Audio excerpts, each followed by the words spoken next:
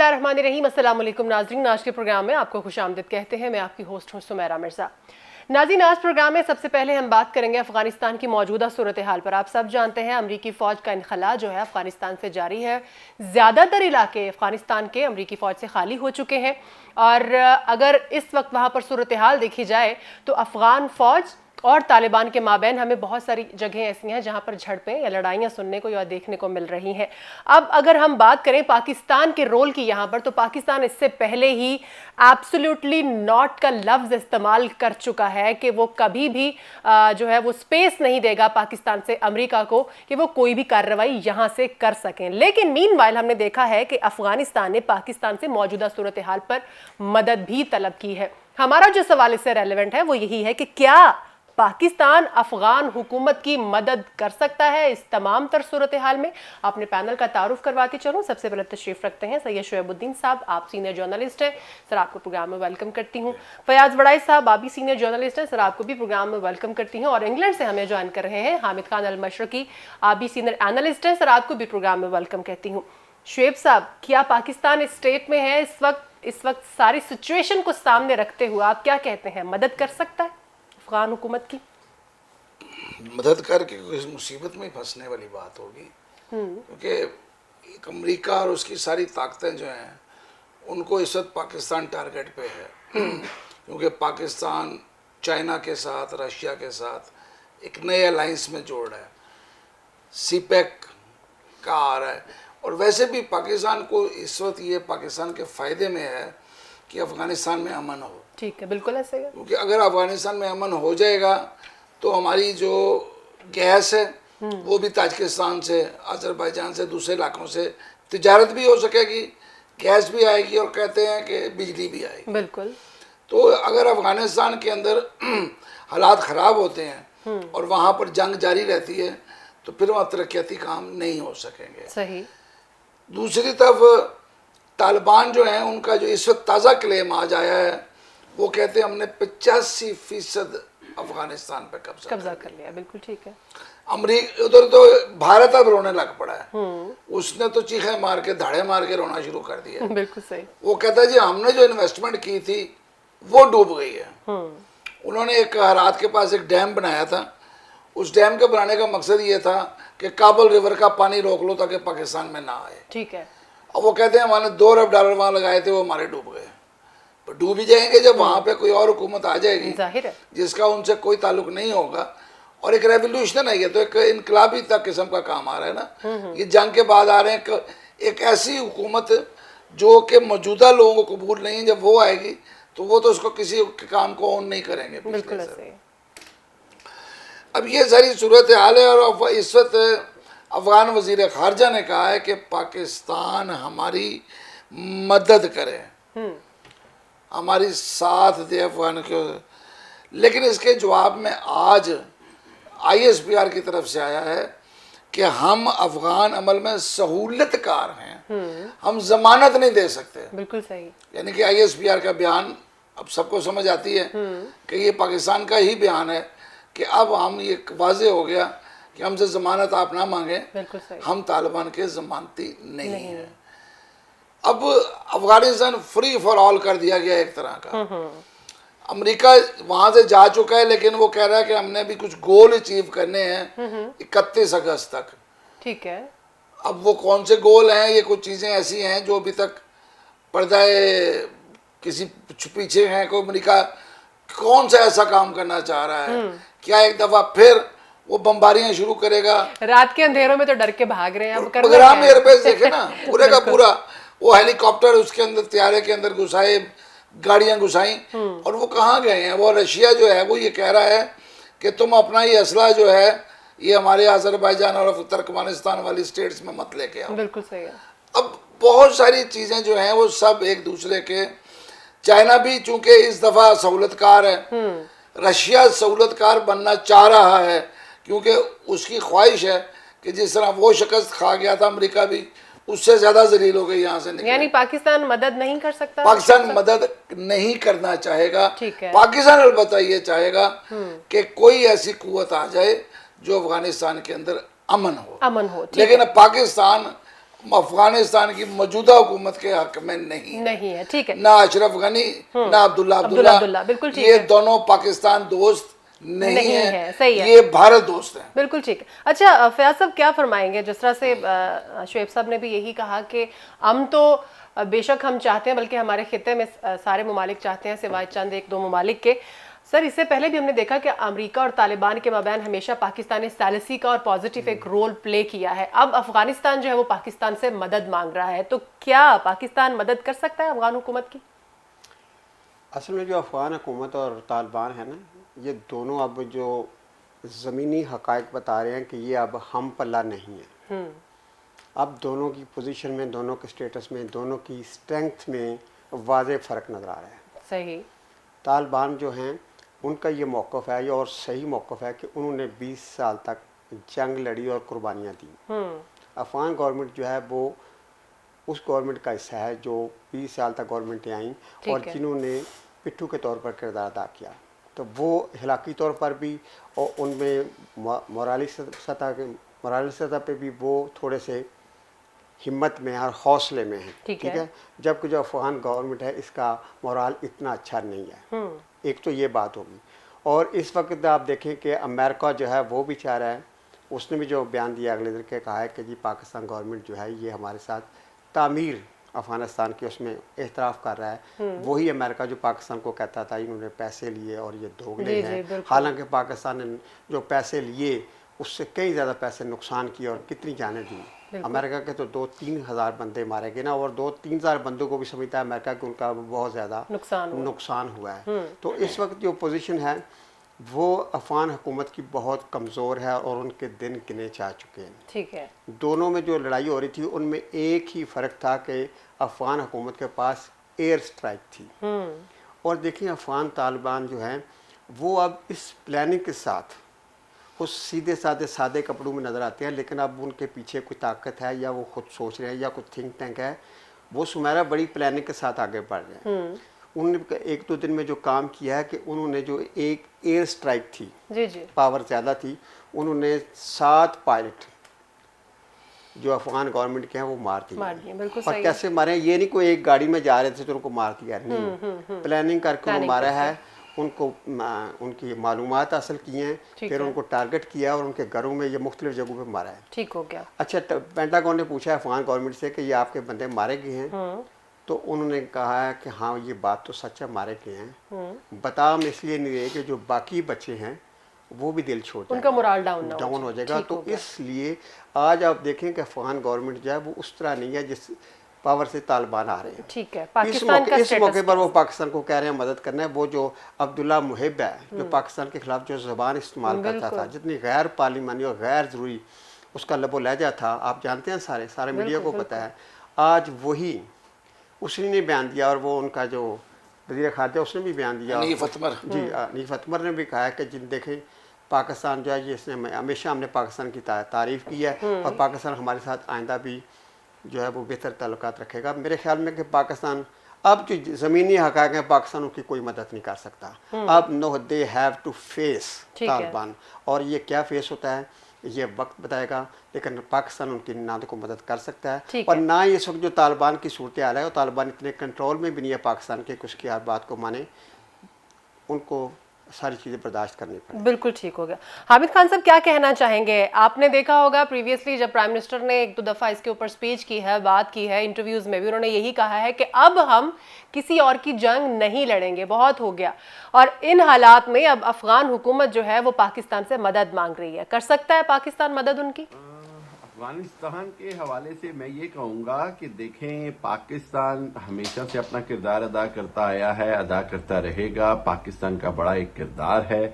और जहाँ तक बात आती है कि पाकिस्तान मजीद क्या कर सकता है, तो बिल्कुल पाकिस्तान मजीद करेगा। प्राइम मिनिस्टर का जो स्टेटमेंट कौमी असम्बली में था या जो अखबार को इंटरव्यू था या दूसरी जगह पे तकरीरें थी, एक बड़ी अहम बात प्राइम मिनिस्टर इमरान खान ने हर बार कही और वो ये कि हम अमन में हर हालत में अफगानिस्तान के भी साथ हैं, अमेरिका के भी साथ हैं, नेटो के भी साथ हैं।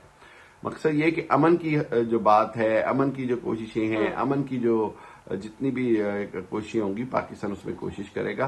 पाकिस्तान सिर्फ उस जंग का हिस्सा नहीं बनना चाहता जिसकी वजह से हमारे 70,000 शहरियों की और 10,000 अफवाज की जान गई, सिक्योरिटी फोर्सेस की जानें गई, और ये सारे 80,000 शहीदों का बोझ जो है ये हमने 20 साल में उठाया है। तो पाकिस्तान जो है वो अफगानिस्तान में जहां तक उसको मुमकिन हुआ, तालिबान के हवाले से, असर रसूख दिखाने के हवाले से, तालिबान के साथ मुज़ाकरात के हवाले से, अशरफ गनी की हुकूमत के जो मुज़ाकरात हैं उसकी हवाले से, क्योंकि अशरफ गनी की हुकूमत इंतहाई कमज़ोर होती जा रही है। इवन रशिया तक ये कहने पर मजबूर हो गया है कि उनको समझ नहीं आ रही कि इस सारे मामले में अशरफ गनी की हुकूमत का क्या किरदार है। अमेरिका, रशिया, चाइना, ये सब ममालिक, एक बात पर अब इन सबको नजर आनी चाहिए कि हुकूमत वही होती है जो पॉपुलर हुकूमत हो, अवाम की मुंतखब करदा हो, ना कि किसी को मुसल्लत कर कर आपके ऊपर हुक्मरान बना दिया जाए, चाहे वो जमहूरियत के नाम पे हो, चाहे वो मार्शल लॉ के नाम पे हो, चाहे वो थियोक्रेसी के नाम पे हो। तो मैं ये समझता हूँ कि अशरफ गनी जो हैं वो दिन ब दिन कमज़ोर ज़रूर हो रहे हैं, लेकिन उनको जाने से पहले चाहिए कि किसी न किसी अंदाज में मुज़ाकरात की टेबल पर आए और कोई ऐसा फार्मूला करार पाए जिसमें एक पुरअमन अफगानिस्तान का मुस्तकबिल का लाएहामल तय हो सके। जी ठीक है हामिद खान साहब, आपका मौक़िफ़ आगे बढ़ते हैं। अगला इशू जो हम डिस्कस करेंगे वो यही है, आज़ाद कश्मीर के इलेक्शन, जनरल इलेक्शन होने जा रहे हैं 25 तारीख को। और जैसा कि हम कल भी इसके ऊपर यही बात कर रहे थे कि दो पार्टीज, अगर हम पाकिस्तान पीपल्स पार्टी और नून लीग की बात करते हैं तो इनके अंदर हम टाकरा देख रहे हैं, और जो दोनों तरफ से खिताब किए जा रहे हैं वो भी आपके सामने एक दूसरे के ऊपर ताबड़तोड़ हमले किए जा रहे हैं। लेकिन आज हम बात करेंगे इलेक्शन की सूरत हाल पर कि वहाँ कौन सी पार्टी है जिसका पलड़ा भारी है। और इससे पहले भी अगर हम तारीख के औराक को पलटते हैं तो देखते हैं कि जो मौजूदा हुकूमत होती है, हुकूमत वक्त होती है, वही वहाँ पर इलेक्शन जो है वो जीतती है। तो इस बार क्या होगा, ये सवाल हम रखेंगे अपने पैनलिस्ट के सामने। शुएब साहब, आज़ाद कश्मीर इलेक्शन, क्या हुकूमती पार्टी इस बार भी जीतेगी, तारीख दोहराई जाएगी? बज़ाहिर तो ऐसा ही लग रहा है, क्योंकि जितने भी वफाकी वज़रा वहाँ पहुँचे हुए हैं, अली अमीन गंडापुर और दीगर, वो वहाँ पे ऐलानात फरमा रहे हैं। अच्छा, कि हम इतना पैसा खर्च करेंगे, इलेक्शन हम जीत गए। अब तो 500 अरब तक आ गए हैं, यानी 500 अरब फी कस 1 करोड़ रुपया, मतलब उन्होंने कहा है कि हम आपके इलाके पर खर्च करेंगे। ठीक है, अब ये बहुत पैसा है, तो इतने पैसे में तो किसी इलाके की ज़िंदगी बदली जा सकती है। बिल्कुल ऐसे ही। वैसे भी इमरान खान जो हैं वो कश्मीर के अंदर बहुत ज़्यादा डेवलपमेंट चाहते हैं, क्योंकि कश्मीर भी उनके उस सियासी पैकेज का एक बड़ा हिस्सा है। बिल्कुल, जहाँ पे पाकिस्तान से बड़ी तादाद में लोग जाते हैं। अभी नीलम वैली तक खुल गई है और लोग वहाँ तक होके आ रहे हैं। बिल्कुल। और कहते हैं कि एक अपनी खूबसूरती है उधर, मालम जब्बा चले जाएं, आप आगे आप गिलगित चले जाएं, कहीं चले जाएं, लेकिन कश्मीर की खूबसूरती अपनी, कि वो कहा था कि अगर कोई जन्नत ज़मीन पे है तो कश्मीर है। बेशक, बिल्कुल ऐसे। इसमें कोई शक नहीं कि इंडियन कश्मीर जो है वो बहुत ज़्यादा खूबसूरत है, लेकिन हमारा कश्मीर भी कम नहीं है। तो अब इस इलाके की तरक्की की ज़रूरत है। जितना ज़्यादा वहाँ पे रोज़गार होगा उतना ज़्यादा लोग खुशहाल होंगे। बिल्कुल। तो लोगों को ये भी देखना है, अब वो हुकूमतें तो हुकूमत में नहीं है, बिल्कुल, वो कुछ दे नहीं सकती। वो दोनों जो हैं वो तो यही कह रहे हैं कि ये इन्होंने ये किया, इन्होंने ये किया, इन्होंने कश्मीरियों के लिए कुछ नहीं किया, इन्होंने फला नहीं किया। अब बिलावल साहब उन्हें जिंदा याद करा रहे हैं कि हम 50 साल से तुम्हारे साथ खड़े हुए हैं। जी बिल्कुल। मरियम कह रही हैं हम इतने अरसे से, लेकिन दूसरी तरफ वो कह रहे हैं कि भाई अब ये वही हैं जिनके घर पे मोदी आता है। एग्जैक्टली। और आप वही हैं जब राजीव गांधी इस्लामाबाद आए तो सड़क से कश्मीर का नाम उतार दिया जाता है। सही है, बिल्कुल। मतलब ये एक दूसरे को माजी याद दिलाने की मुहिम वहाँ पे जारी है इस वक्त। वो पूरी जो तकरीरें तैयार करने वाले हैं वो तकरीरें तैयार करके दे रहे हैं माजी के ऊपर कि ये इनका माजी है, ये इनका माजी है। ठीक है। तो उसमें पीटीआई को ये फायदा है कि उसका माजी कोई नहीं है, वो अभी हाल में जी रही है, वो हाल में जी रही है। ठीक है। तो वो ज्यादा बेहतर उनको एक पैकेज देने के हाल में है। ठीक है। और वो पैकेज दे रहे हैं उनको, उस पर बाकायदा अब तो इलेक्शन कमीशन ने वजीर आजम को लेटर भी लिख दिया। बिल्कुल ठीक है। आज़ाद कश्मीर इलेक्शन कमीशन ने कि जी ये काम बंद कराएं।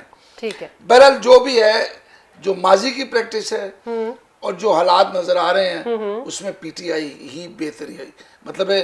और कुछ Position होना, वो strong गवर्नमेंट है। बनाएगी, ठीक है। वो मतलब कितनी बड़ी अक्सरियत है ये कोई नहीं कह सकता। ये कोई नहीं कह सकता, ठीक है। क्योंकि इस दफा 4 सीटों का ये भी याद रखिए इजाफा हुआ इजाफा भी हुआ है, बिल्कुल। पहले 41 थी, अब 45 हो 30, गई। 45 हो गए, ठीक है। तो देखते हैं क्या बनता है। ठीक है फयाज साहब, अलग सूबे की गूंज भी हमें सुनाई दे रही है और ऑपोजिशन जो है वो कह रही है कि हम अलग सूबा नहीं बनने देंगे और ये आपको अलग सूबा बना रहे हैं, लेकिन गवर्नमेंट की तरफ से अब सफाइयां पेश की जा रही हैं इसके ऊपर। इन हालात में पाकिस्तान तहरीक इंसाफ जीतेगी वहां से जनरल इलेक्शन कश्मीर?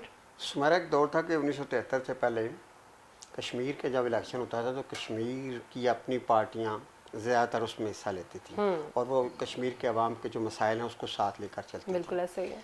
अब तो जो इलेक्शन हो रहा है उसका अगर आप सीन देखें तो ऐसे लग रहा है कि ये इलेक्शन कश्मीर में नहीं पाकिस्तान में हो रहा है। सही कह रहे जितनी भी पाकिस्तान की पार्टियां हैं, जो पाकिस्तान के मेन लीडर हैं, वो सारे कश्मीर में मौजूद हैं। बिलावल, मरियम और इसी तरह पीटीआई के जो हुकूमत के वफाकी वज़रा है वो भी सारे मौजूद हैं। तो इस तरह लग रहा है कि ये इलेक्शन कश्मीर में नहीं हो रहा, पाकिस्तान में हो रहा है। सही। और वो सारे एक दूसरे को अपने अपने मौक़िफ़ में एक दूसरे को लताड़ रहे हैं। इस वक्त जो कश्मीर की सूरत हाल है उसमें वहाँ 45 सीट्स हैं।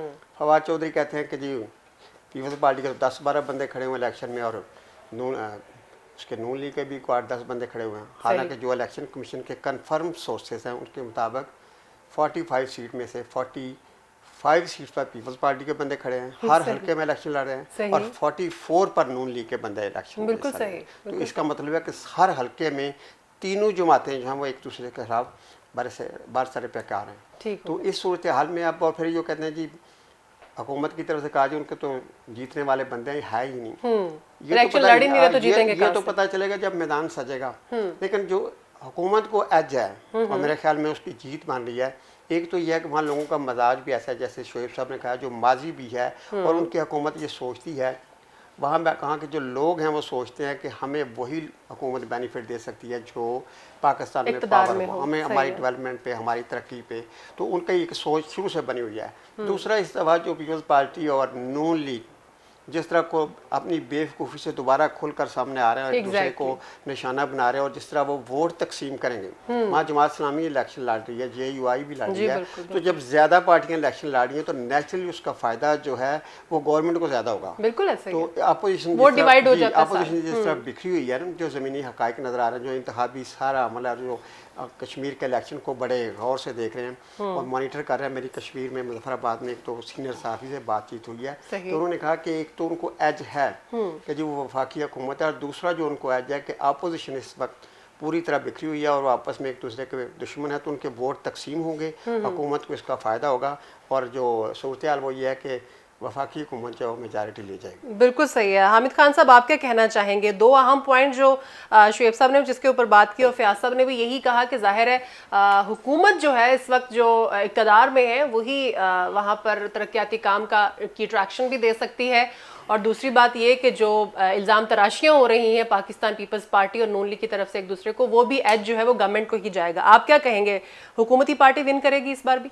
जी सुमेरा, ये जो आपका सवाल है कश्मीर के इलेक्शंस के हवाले से, ये तो आप जानती हैं कि मैंने कल के प्रोग्राम में भी बड़ा वाज़ेह तौर पर कहा कि एक तो ये कि गिलगित बल्तिस्तान में भी आप देखें कि इवेंचुअली PTI की हुकूमत बन गई। एक कश्मीर में एक पूरी एक आप समझ लें एक हिस्ट्री है कि कश्मीर के इंतखाबात में जो भी गवर्नमेंट आती है, आधी वो जो होती है वो पाकिस्तान की पिछली गवर्नमेंट के साथ चलती है, और आधी या साल 2 साल जो है वो पाकिस्तान की नई गवर्नमेंट के साथ चलाती है। तो यही हुआ, मुस्लिम लीग नून की हुकूमत थी, मुस्लिम लीग नून की हुकूमत बन गई, फारूक हैदर वजीर आजम बन गए।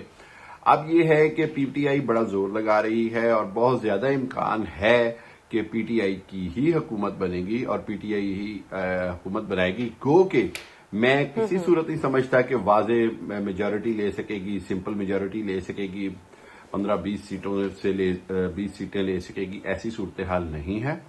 लेकिन ये है कि PTI किसी को भी साथ मिला सकती है, कोई आज़ाद उम्मीदवार मिला सकती है, मुस्लिम कॉन्फ्रेंस की सीटें आती हैं तो उनको मिला सकती है। सरदार अतीक जो हैं वो ज़रा PTI के हम ख्याल ज़्यादा हैं बनिस्बत पीपल्स पार्टी के, और PP मुस्लिम लीग नवाज से तो वो काफ़ी दूर हो गई, क्योंकि मुस्लिम कॉन्फ्रेंस की ही एक शक्ल थी जो मुस्लिम लीग नवाज की शक्ल में आई। तो इस हवाले से मैं समझता हूँ कि आज़ाद कश्मीर के इंतखाबात में ज्यादा इम्कान क्या बल्कि काफी हद तक यकीन है कि वही रिवायत बरकरार रहेगी कि हुकूमती पार्टी ही जीतेगी। हुकूमती पार्टी, देखिए इसके अंदर एक और अहम फैक्टर होता है, वो होता है हुकूमत को चलाने के लिए फंड्स का, हुकूमत को चलाने के लिए दूसरे जो मामलात हैं उनका, फिर जो आईजी होता है अमन अमान के लिए वो भी फेडरल से जाता है, चीफ सेक्रेटरी भी फेडरल से जाता है, और इस हवाले से जो फंडिंग है और जो मिनिस्टर आज़ाद कश्मीर अमूर के हैं उनका बड़ा कंट्रोल होता है मामलात पर। तो हमेशा से ये रहा है कि हुकूमत बनाने वाले को लिए मजबूरी भी रही, कोशिश भी रही और चलता भी आया है कि उसकी फेडरल से अच्छी बनी रहे, फेडरल हुकूमत से यानी वफाकी हुकूमत से उसके मामला ठीक हों और ताकि वो ज्यादा से ज्यादा उसको फंडिंग मिल सके, ज्यादा से ज्यादा उसको जो है वो हुकूमत चलाने में आसानी हो। तो मेरा ख्याल है कि अगर वाज़ेह अक्सरियत नहीं भी होगी तो पीटीआई जो है वो बड़ी जमात के तौर पर हुकूमत बनाने में कामयाब हो जाएगी। जी ठीक है हामिद खान साहब, आपका मौक़िफ़ आ गया। अगला जो हमारा इशू है वो डिस्कस करेंगे और वो बड़ा अहम और स्वेर इशू है।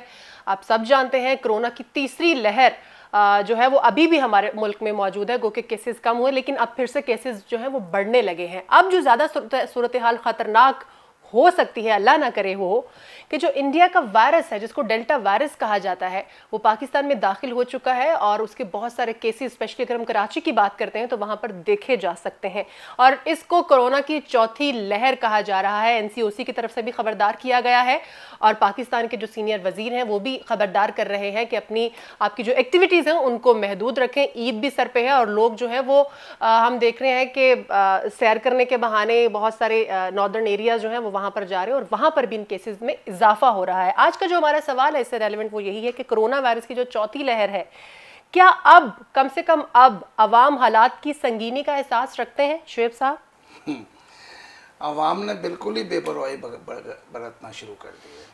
अब आप बाहर निकले आपको मास्क पहने हुए लोग नजर, इसकी वजह यह है कि वो वैक्सीनेटेड हो चुके हैं। यही गलतफहमी है। सही। अल्लाह करे कि सारे वैक्सीनेटेड अभी नहीं हुए हैं। अभी लाहौर के अंदर 31 लाख लोग जो हैं उनको वैक्सीनेशन लगी है और सूबे के अंदर 81 लाख।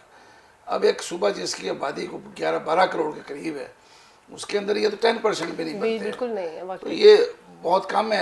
अभी तो इब्तिदा शुरू हुई है और फिर ये कि लोग अब उस तरीके से वैक्सीन लगवाने जिस तरह शुरू में जा रहे थे, रुझान नहीं, अब वो रुझान नहीं, अब गवर्नमेंट को सख्ती करना पड़ रही है। मसलन के अगर आपने किसी दुकान में एंटर होना है तो आपके पास सर्टिफिकेट होना चाहिए। अब ये गवर्नमेंट आ रही है। अब ये आ रही है कि प्राइवेट मुलाजमीन जो हैं उन्हें भी पाबंद किया जाए कि वो टीका अपना लगवा के आएंगे। मेरा बेटा है वो सरकारी नौकरी में है, उससे सर्टिफिकेट मांग लिया गया है। उन्हें कहा गया है कि जो तुम्हें ईद की तनख्वाह मिलनी है वो भी नहीं मिलेगी अगर सर्टिफिकेट ना दिया। बिल्कुल सही है। तो जिन लोगों ने अभी टीके नहीं लगवाए थे वो तो रह गए। तो ये मतलब है गवर्नमेंट अब सख्ती पे आ गई है। गवर्नमेंट को सख्ती करनी भी चाहिए। बिल्कुल सही। कॉलेजेस ख़ास तौर से जितने असातिज़ा हैं वो तो 100% होने चाहिए। जो 18 साल से बड़े तालबा है उन सबको अपने ये वैक्सीन लगवानी चाहिए। चाहे गवर्नमेंट उसके लिए वहाँ पे कॉलेजेस में, यूनिवर्सिटीज़ में अपनी टीमें भेज के लगवाए। ठीक है, ये गवर्नमेंट को भी कुछ करना पड़ेगा। गवर्नमेंट ने सेंटर तो खोल दिए हैं और नो डाउट के एक मुफ्त में एक वैक्सीनेशन हो रही है। हम वो क्या कहते हैं कि मुफ्त की जो बाज़ावा रेवड़ियाँ होती है ना, वो भी पता नहीं लोगों को क्यों नहीं पसंद आ रही हैं। पहले चीखने मारते थे कि जी पैसे लिए जाएंगे, जब पैसे नहीं लिए मुफ्त हो रही है तो जी वहाँ पर लाइनें लग गई हैं। अब वो जब दिखाया जाता है कि वहाँ लाइन भी कोई नहीं है तो रोंदी, मतलब क्या कहते हैं, कोई ना कोई बहाना चाहिए होता है।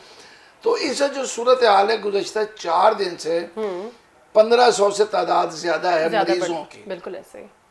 आज 25 से तादाद ज्यादा हो गई है मरने वालों की। बिल्कुल। अब ये 1700-1800 तक आज पहुंच गई है तादाद नए इजाफे की। गवर्नमेंट को अब इसके लिए कुछ ना कुछ करना पड़ेगा और क्योंकि आगे जो आने वाले दिन है वो बड़े खौफनाक है। ईद आ रही है, लोगों ने बेतहाशा मिलना जुलना होता है, बहुत रश है मार्केट्स में, कोई बहुत रश है। नहीं, पहले तो ये था जी छोटी ईद है, कपड़े ले रहे हैं जी, बिल्कुल। भाई इस ईद पे तो आपने जानवर लेना होता है, कपड़े तो नहीं लेने होते ना। वो जानवर तो मर्दों ने लेना ना, औरतों ने तो फिर औरतों को फिर मार्केट जाना तो है, कुछ ना कुछ तो लेना है ना। बिल्कुल सही है। और कुछ नहीं तो विंडो शॉपिंग। आवाम को एहसास नहीं है, यानी कि आवाम को वाकई एहसास नहीं है। ठीक है।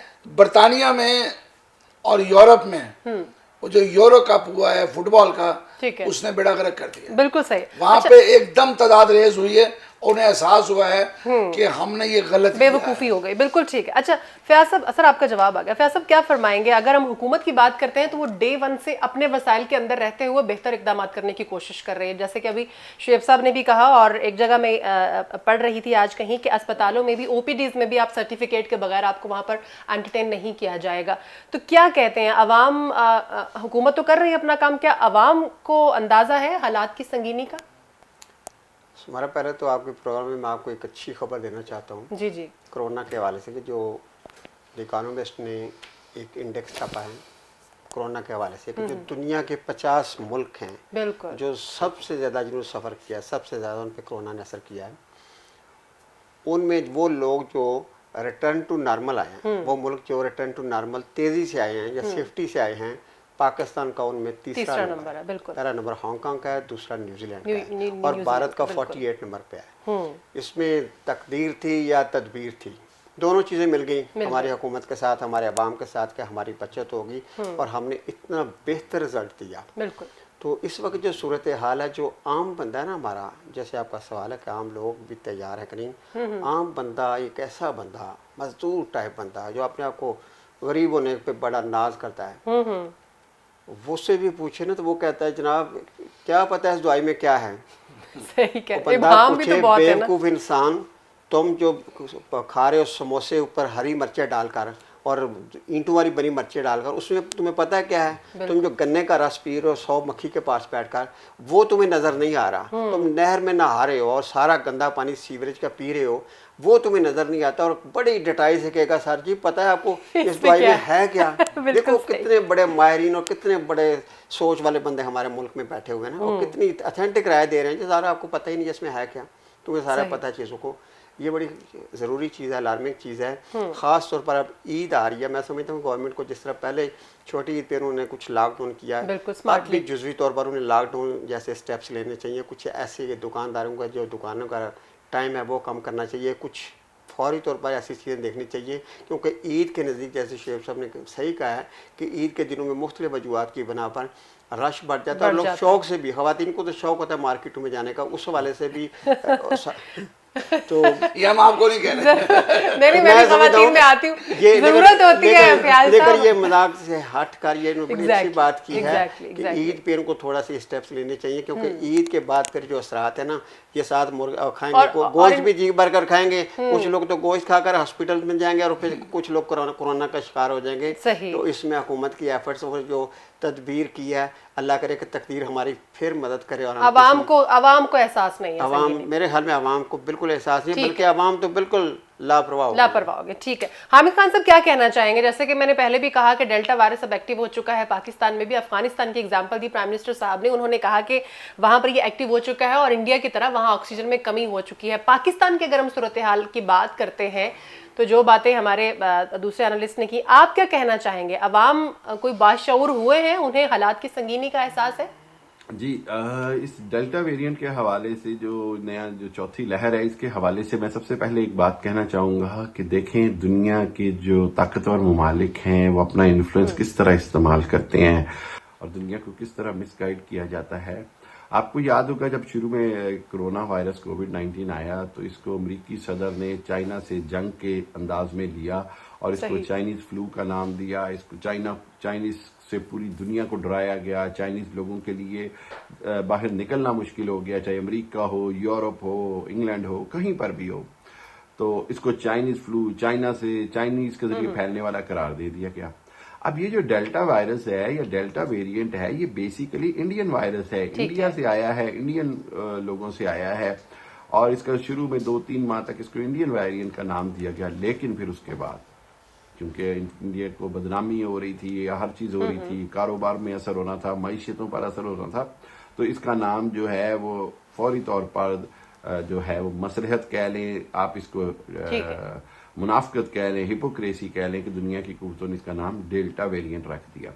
और अब ये डेल्टा वेरिएंट जो है ये बिल्कुल खतरनाक है, आवाम को बड़ी एहतियात करनी चाहिए, क्योंकि इसके अंदर एक अहम बात यह है कि डेल्टा वेरिएंट के अंदर नॉर्मल कोरोना की अलामात नहीं होती, कई बार होती हैं लेकिन कई बार नहीं होती, बल्कि बगैर खांसी के, बगैर बुखार के, बगैर सांस रुकने के भी आप इसका शिकार हो सकते हैं।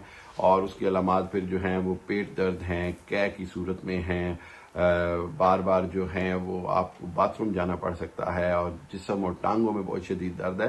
तो इस हवाले से यहाँ पर बड़ी एक कैंपेन चलाई जाती है कि जी डेल्टा वेरिएंट को आप नॉर्मल कोरोना से थोड़ा सा डिफरेंट लें, लेकिन अभी तक की इतलात के मुताबिक मौजूदा वैक्सीन भी डेल्टा वेरिएंट के खिलाफ काफ़ी पूरा असर है, और 70 to 80% जो है वो केसेस को वो हैंडल करती है। और उसके अलावा जिनको वैक्सीन लगी होती है उनके अंदर डेल्टा वेरिएंट से भी लड़ने की रेजिस्टेंस बहुत बेहतर है।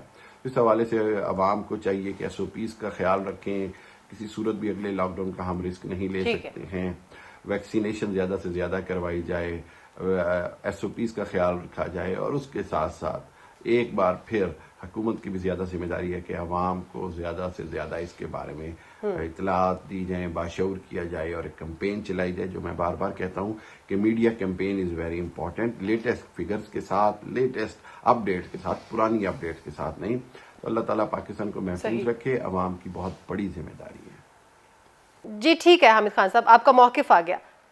अगला जो टॉपिक है वो हम डिस्कस करेंगे। प्राइम मिनिस्टर इमरान खान ने एक अहम बात की है।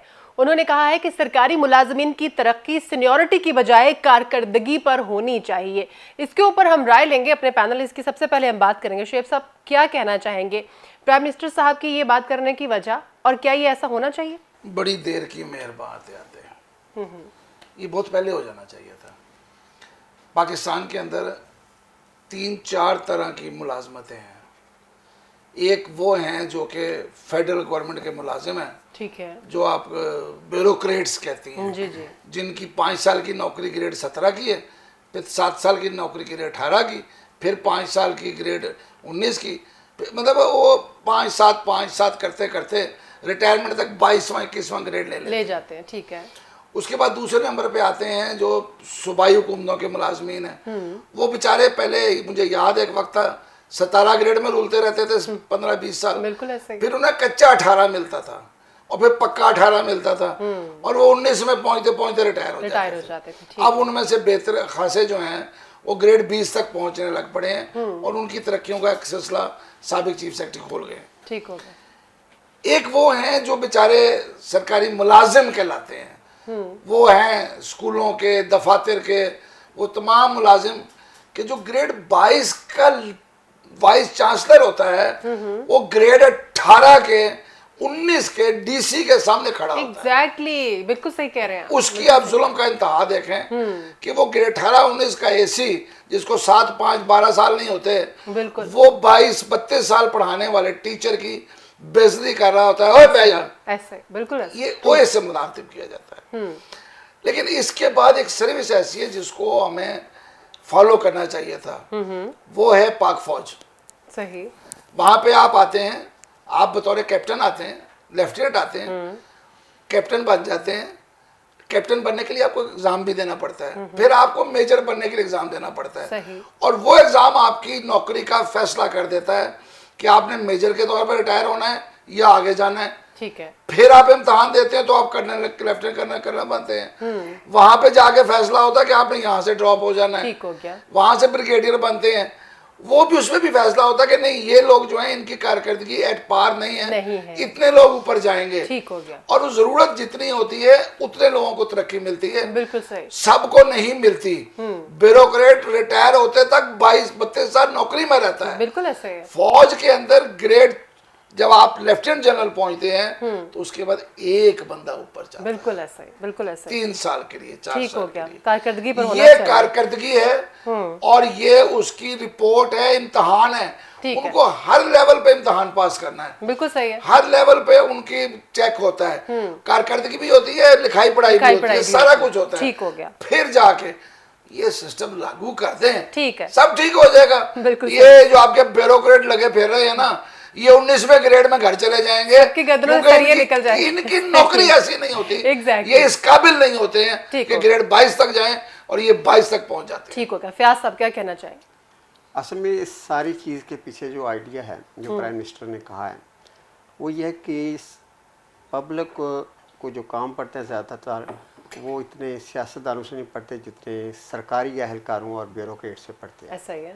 डॉक्टर हो, पटवारी हो, इंजीनियर हो, किसी भी डिपार्टमेंट की इंतज़ामिया हो, आवाम को उन तक, चाहे वो एलडीए के लोग हैं, चाहे वो वासा के हैं, चाहे वो वापटा के हैं, उन तक जाना पड़ता है। तो एक्चुअली इसका जो आइडिया ये है कि कोई भी सरकारी अफसर जो है वो अवामी खिदमत कितनी करता है, ठीक है, अवाम के मसाइल में हल करने में कितनी दिलचस्पी लेता है, जो उसकी ड्यूटी है वो कैसे सर अंजाम दे रहा है। तो इस ACR से मुराद ये है, जो प्राइम मिनिस्टर साहब ने बात की, वो ये है कि आप किसी भी अफसर की अवामी खिदमत की और इदारे की खिदमत की कारकर्दगी का जायज़ा लें, ठीक है। फिर उसको तरक्की दी। ये नहीं कि वो सीनियर हो गया है तो चाहे वो नालायक है वो तरक्की करता चाहे। सही। ज़्यादातर डिपार्टमेंट्स का यही बुरा हाल हो, इसीलिए हुआ है सरकारी इदारों का, कि सीनियरिटी को कोई रोक नहीं सकता।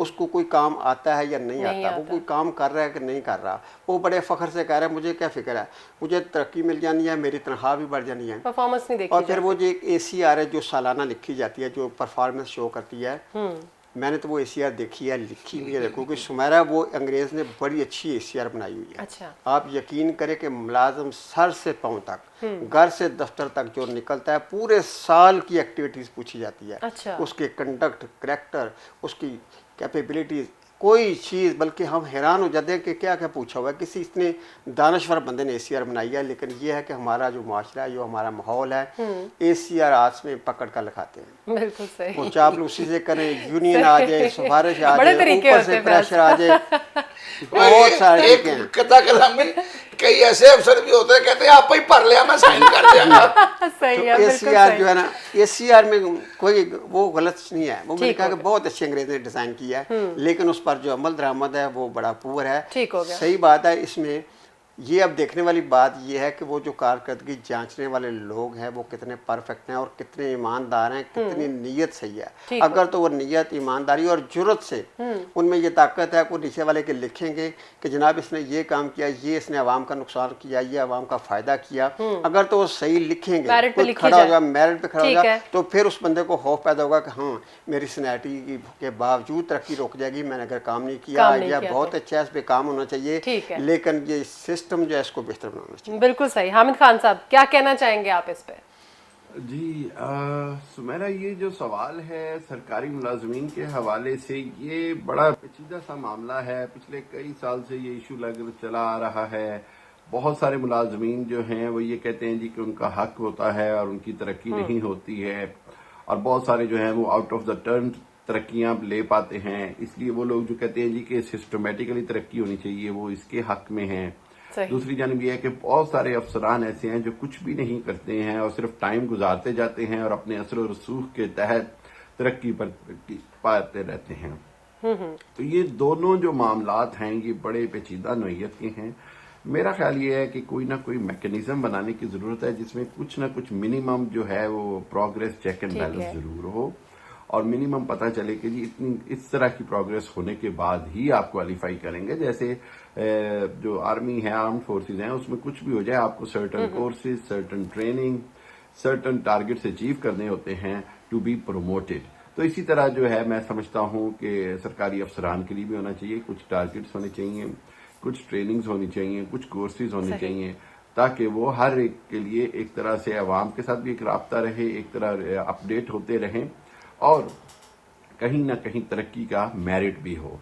ये मैं नहीं कहता कि जी आउट ऑफ द, क्योंकि असल में अगर बिल्कुल ही सिस्टम बदल दें कि जी सिर्फ कारकर्दगी की बुनियाद पर तरक्कियां होने लग जाएं, तो इसमें यह खदशा रहता है कि हर आने वाली हुकूमत अपने जो अफसरान जो नीचे रह गए उनको नवाजते हुए एकदम से ऊपर उठा के ले आएगी, कुछ भी कारकर्दगी का कहकर एक बहुत बड़ा रास्ता निकल आएगा।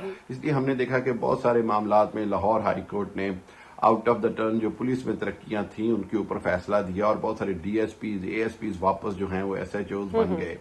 तो इस हवाले से मैं समझता हूं कि सबसे अहम बात तो ये है कि कोई मैकेनिज्म बने जिसके तहत शफाफियत हो। देखें, तरक्कियों के अंदर ट्रांसपेरेंसी होना जरूरी है, और आफ्टर दैट बिल्कुल ठीक है, किसी ने एक्स्ट्रा ऑर्डिनरी परफॉर्म किया उसकी तरक्की होनी चाहिए, लेकिन उसके साथ साथ अगर कोई बिल्कुल परफॉर्म नहीं करता है तो उस पर उसके लिए तरक्की लाजमी नहीं, बल्कि उसके लिए यह है कि वो वहीं पर रहे या बल्कि नीचे भी जाए, ताकि एक जो है प्रोडक्टिविटी बढ़े। जो सरकारी मुलाजमीन हैं जो सिर्फ तनख्वाहें लेने के ऊपर आ जाते हैं, वो अपनी प्रोडक्टिविटी और परफॉर्मेंस की तरफ आएँ। ये एक बड़ा अहम इशू है। मेरा ख्याल ये है कि प्रोडक्टिविटी के लिए हुकूमत को कोई नया मैकेनिज्म बनाना ज़रूरी है। जी ठीक, बिल्कुल ठीक है। हामिद खान साहब, आपका भी मौक़िफ़ आ गया। नाज़रीन, आज के प्रोग्राम में जितने भी टॉपिक्स डिस्कस किए उन पे कमेंट्स ज़रूर कीजिएगा। आपकी सजेशंस हमारे लिए बहुत कीमती होती हैं। आज के प्रोग्राम से इतना ही। अपने तमाम मेहमानों का शुक्रिया अदा करना चाहूँगी। शहबुद्दीन साहब बहुत शुक्रिया, फैज़ बड़ाई साहब बहुत शुक्रिया आपका भी डिस्कशन के लिए। हामिद खान अल मशरकी साहब, आपका भी बहुत शुक्रिया, इंग्लैंड से आप हमारे साथ थे। नाज़रीन, आज के प्रोग्राम से इतना ही। सुमैरा मिर्ज़ा को इजाज़त दीजिए, अपना ख्याल रखिएगा। अल्लाह हाफ़िज़।